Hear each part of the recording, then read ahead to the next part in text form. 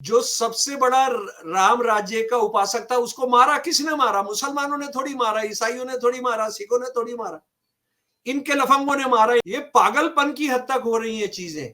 ये राम को यूज कर रहे हैं, और राम बेचारे हो तो इनको आके तमाचा लगाएं। राम को, हालांकि भगवान राम को वो ले आए हैं, लेकिन भगवान राम बेचारे कुछ नहीं कर पा रहे हैं इनकी साजिशों के खिलाफ। मोदी जी पर काफी पैसा अरब शेख लगा रहे हैं, और उसमें तो एक अरब शेख है जो सऊदी अरब का बादशाह है, उसके तो झंडे पर ही है, तलवार है उसके झंडे पर। ये आरएसएस भी कितनी जल्दी हमारे को बाबा साहब का जो झंडे पर जो हमारा चक्र है, उसमें कितनी जल्दी त्रिशूल आने वाला है, वो भी ज्यादा देर नहीं है। मोदी जी का जो है 1000 साल तक राम राज्य रहेगा। अब डॉक्टर रतनलाल, आप हिस्टोरियन है, जरा बताइएगा ये 1000 साल का क्या भाई, क्या पेच है ये? 1000 साल क्यों, 5000 साल क्यों नहीं?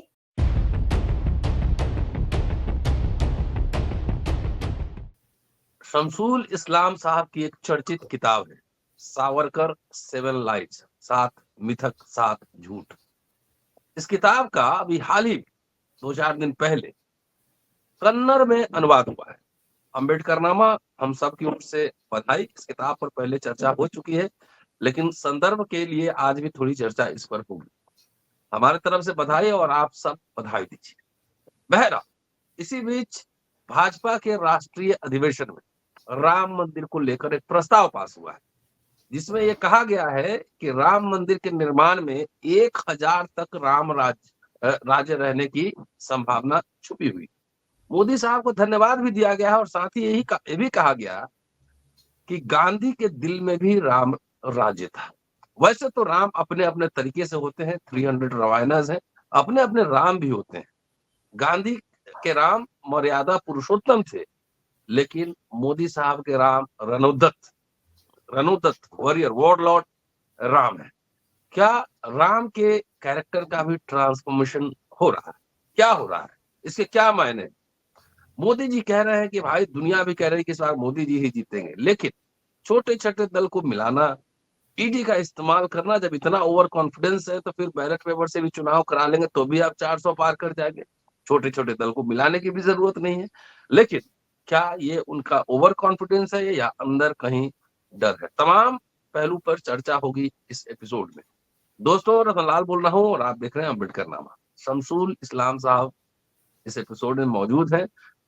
बैकग्राउंड पृष्ठभूमि हमने बना दी है, शमसूल साहब के पास सीधे फ्लोर है। अब सुनते हैं ये जो पूरा आप अधिवेशन में जो हमेशा इतनी मजबूत नींव डाल देते हैं कि आगे बढ़ाने वाले को कोई बहुत ज्यादा परेशानी नहीं होती है। साथी, मेरे प्यारे जी, साथी, बहुत धन्यवाद। अम्बेडकर नामे के सुनने वाले साथियों को जय भीम, इनकलाब जिंदाबाद। और ये दोनों मिलेंगे तो ये देश मोदी से मुक्त होगा, आरएसएस के लिए मुक्त होगा, विश्व हिंदू परिषद से मुक्त होगा, धार्मिक पाखंड से मुक्त होगा, और राम को जो इस्तेमाल कर रहे हैं आज सत्ता में आने के लिए, वो उनसे उनसे देश को छुटकारा मिलेगा।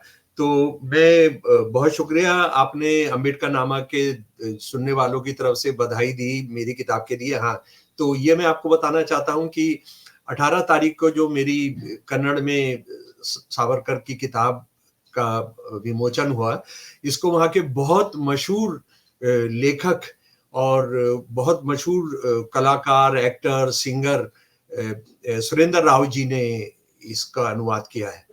और ये बताते हुए मुझे खुशी होती है कि असमिया को छोड़कर अब देश की हर भाषा में ये उपलब्ध है किताब। देश की भाषा में उपलब्ध है, और हिंदी, अंग्रेजी वगैरह में तो इसके 7 या 8 से ज्यादा इसके आ चुके हैं। तो ये आप जरूर पढ़ें मेरे प्यारे दोस्तों, इसको पढ़ना बहुत ज्यादा जरूरी है, क्योंकि ये 1000 साल तक राम राज्य रहेगा।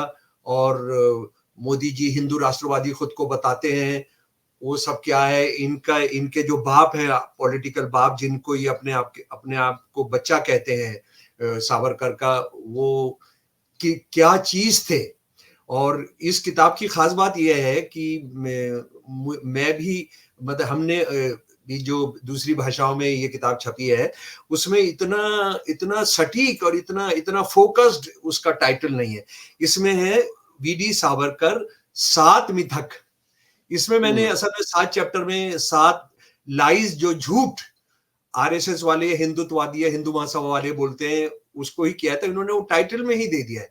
जैसे मेरी अंग्रेजी की किताब का नाम है सावरकर अनमास्क्ड, तो वो यानी बेनकाब, सावरकर मिथक और सच हिंदी के अंदर है। पर ये जो है इतना जबरदस्त है, तो मैं अपने पब्लिशर से बाकी भाषाओं के निवेदन करूंगा कि वो यही वाला शीर्षक रखें, यही टाइटल रखें।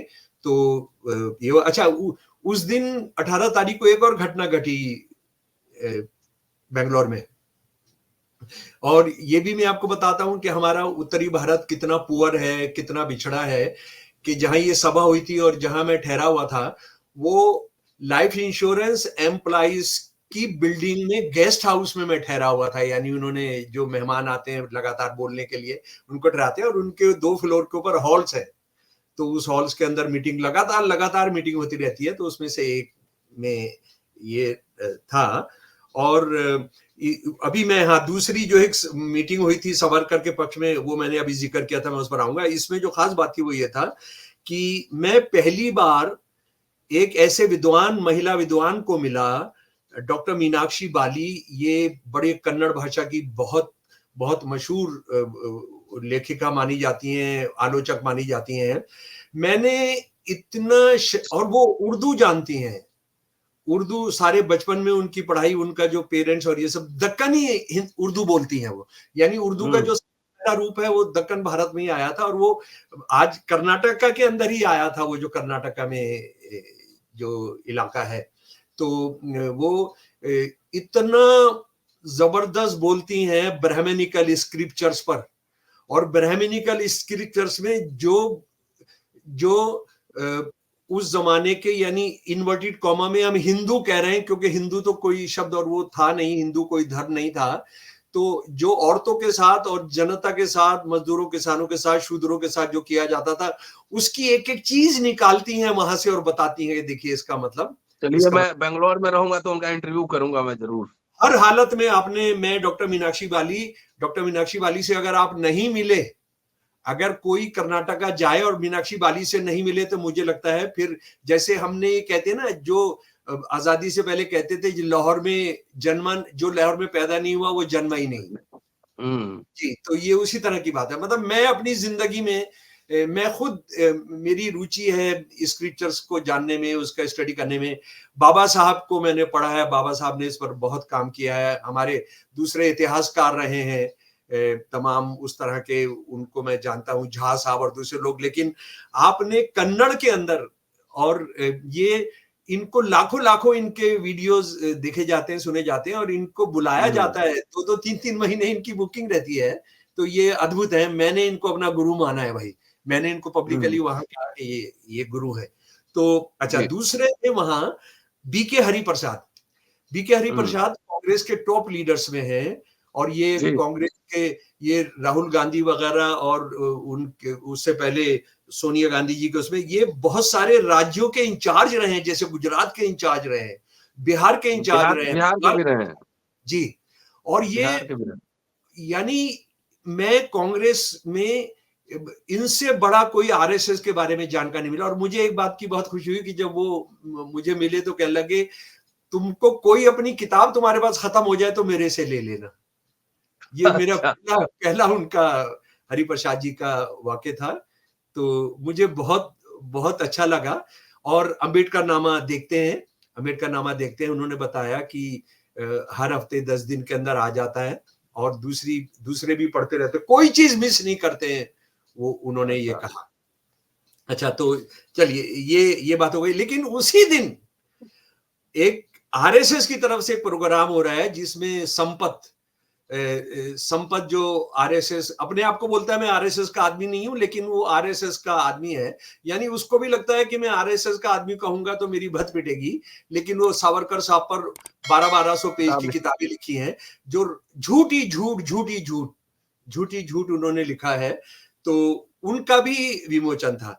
और हुआ ये है कि एक दौर था कर्नाटक में जिसमें सिर्फ सावरकर की वाहवाही की खबरें छुपती थी। बात यह है कि कर्नाटका जहां पर जब ये आरएसएस बीजेपी का राज था तो पुलों का नाम रखा जा रहा था सावरकर, और ये सब हो रहा था, कॉलेजों को कहा जा रहा था सावरकर फोटो लगाओ।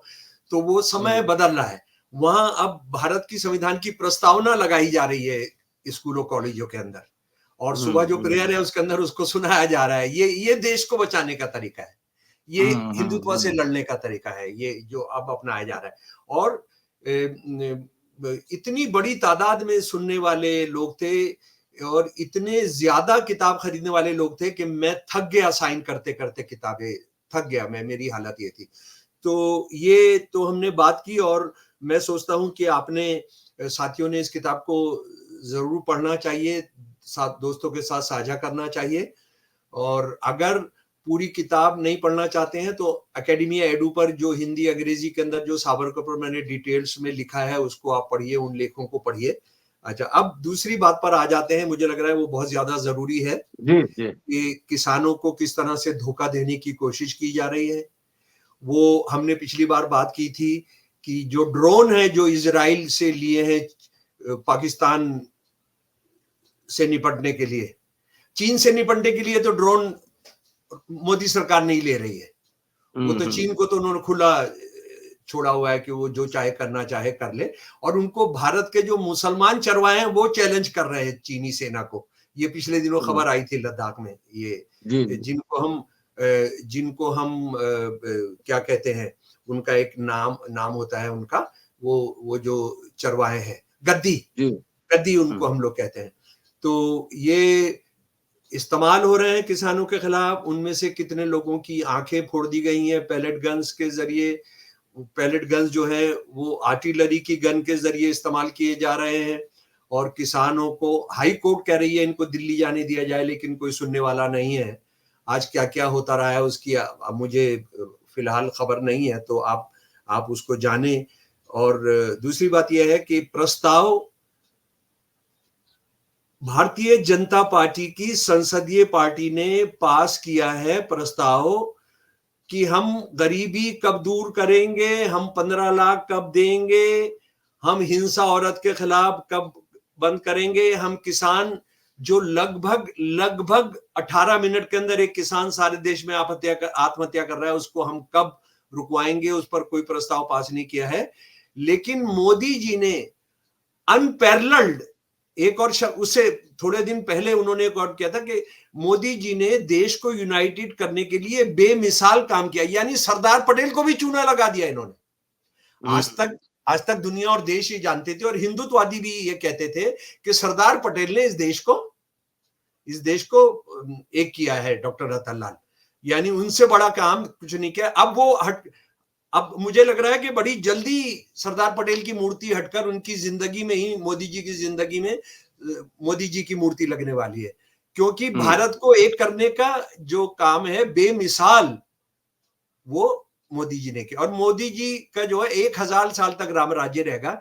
अब डॉक्टर रतन लाल, आप हिस्टोरियन है, जरा बताइएगा ये 1000 साल का क्या पेच है ये? 1000 साल क्यों, 5000 साल क्यों नहीं, 1500 साल क्यों नहीं, 1200 साल क्यों नहीं?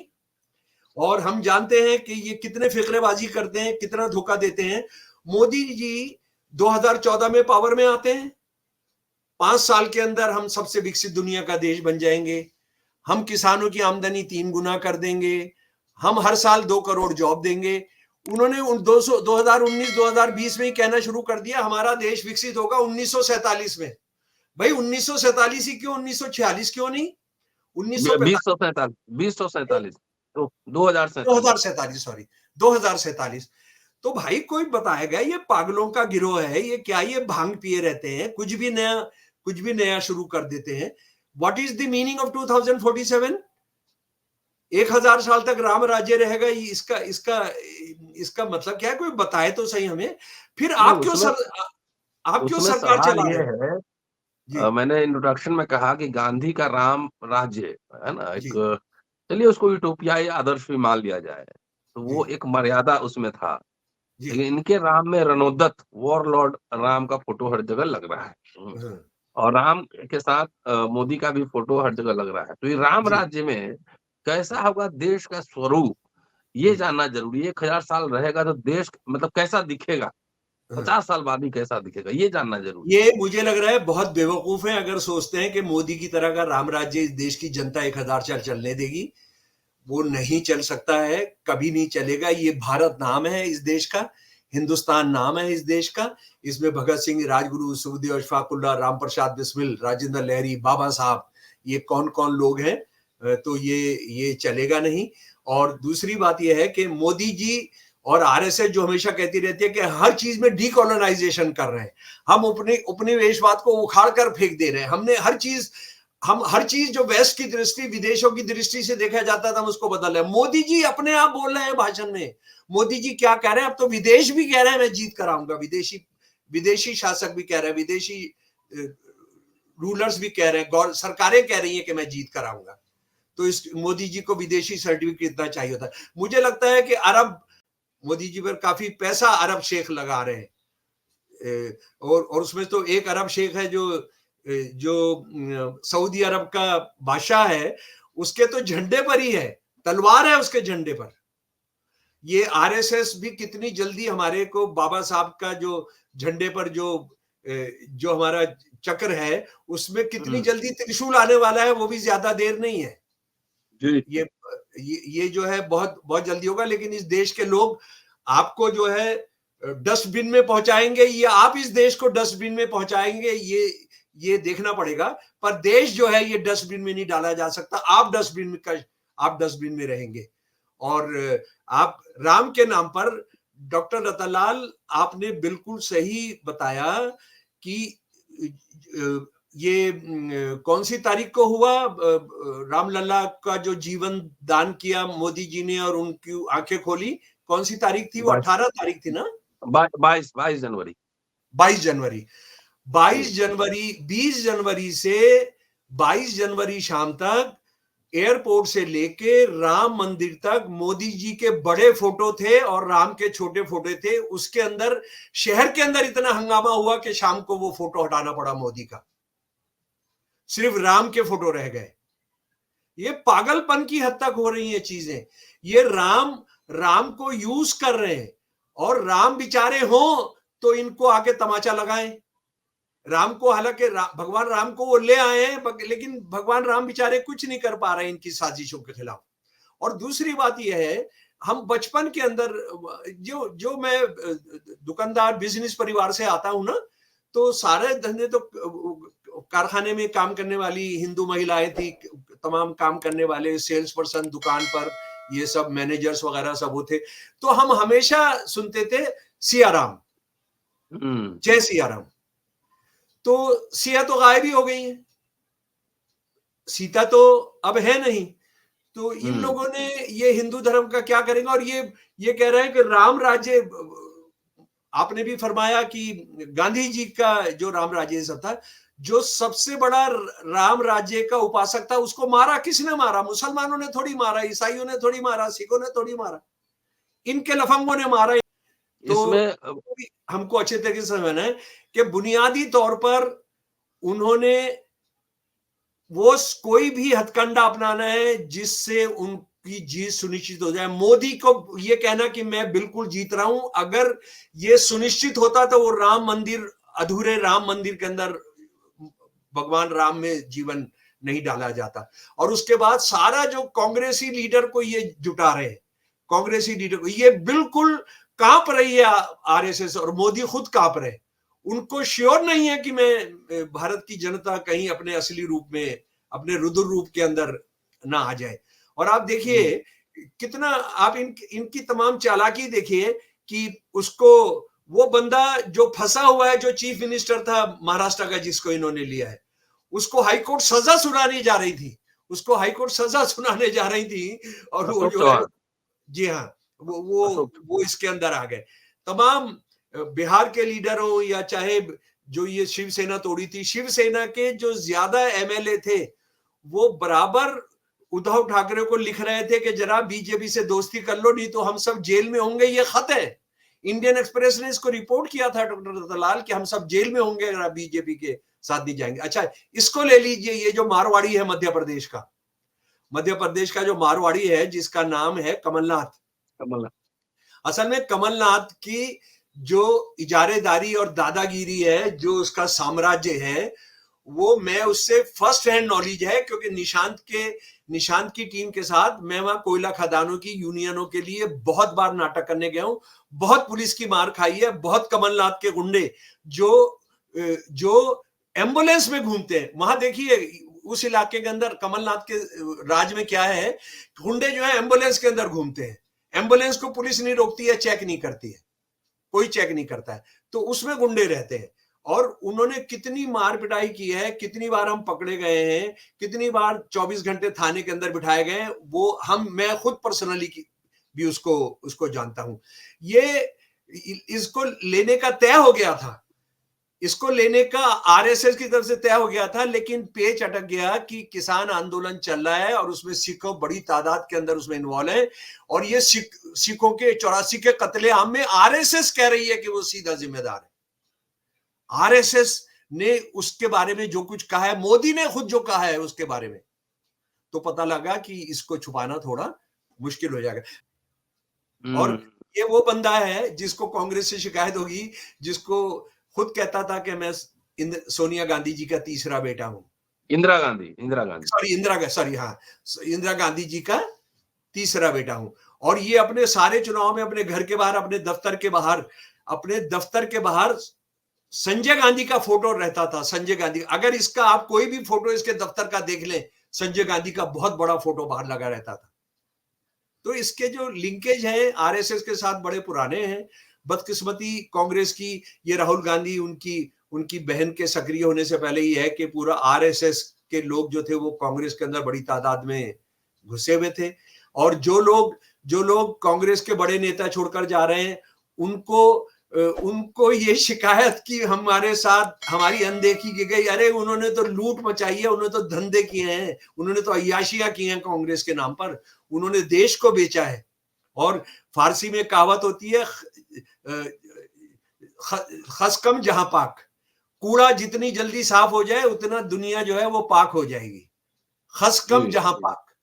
तो ये तो वो बहुत अच्छा है।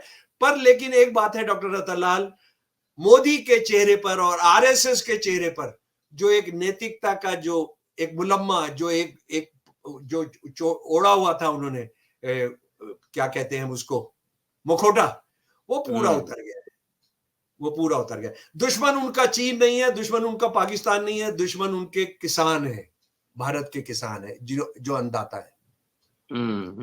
और हमने पिछली बार भी बात की थी कि ईसाई सिख मुसलमान तो बहाना है, असली मकसद उन्होंने इस देश को, जो दो सबसे बड़े पूंजीपति हैं, और ये इत्तेफाक की बात है कि वो गुजरात से ही, और ये भी इत्तेफाक की बात है कि ज्यादातर जिन्होंने बैंकों को लूटा है वो भी गुजरात से ही आते हैं। ये उनके हवाले इस देश को पूरा करना है, चीन से नहीं लड़ना है, पाकिस्तान से नहीं लड़ना है, और ये ले जा रहे हैं रास्ता जो आज पाकिस्तान में हो रहा है। पाकिस्तान की हालात में ले जाके पता नहीं 2047 तक क्या होगा, लेकिन 2047 तक अगर इस देश की जनता नहीं जागी तो आज पाकिस्तान में जो कुत्ता फजीती हो रही है ये यहाँ पर भी होना है। बहुत बहुत धन्यवाद दोस्त। शुक्रिया सर, शुक्रिया। और दोस्तों, शमसुल इस्लाम साहब थे, पूरा वीडियो सुनिए, शेयर और सब्सक्राइब करते रहिए। जल्दी मिलता हूँ एक और एपिसोड पे, अगले एपिसोड में सावरकर पे चर्चा होगी। शुक्रिया, देखते रहिए अम्बेडकर। जी भाई, शुक्रिया सर।